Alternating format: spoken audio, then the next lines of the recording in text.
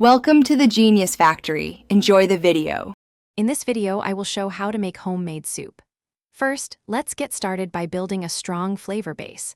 You'll want to grab a large pot and add about 2 tablespoons of olive oil.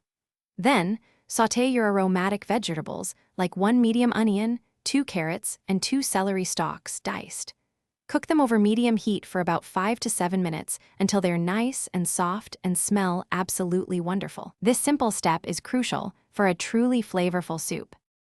Now that our aromatics are perfectly softened, it's time to add the liquid and main ingredients. Carefully pour in about 6 to 8 cups of your favorite broth, whether it's chicken, beef, or vegetable. This will also help deglaze the bottom of the pot, picking up all those delicious brown bits.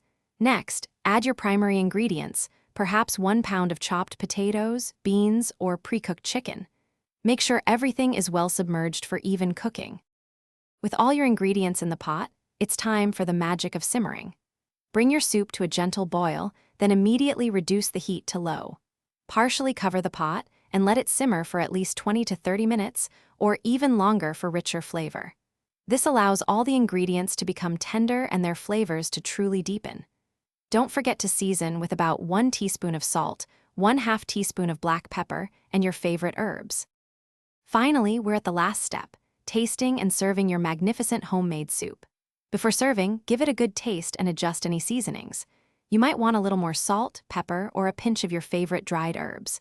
For a fresh burst of flavor, stir in about 1/4 cup of fresh, chopped herbs like parsley or cilantro right before serving.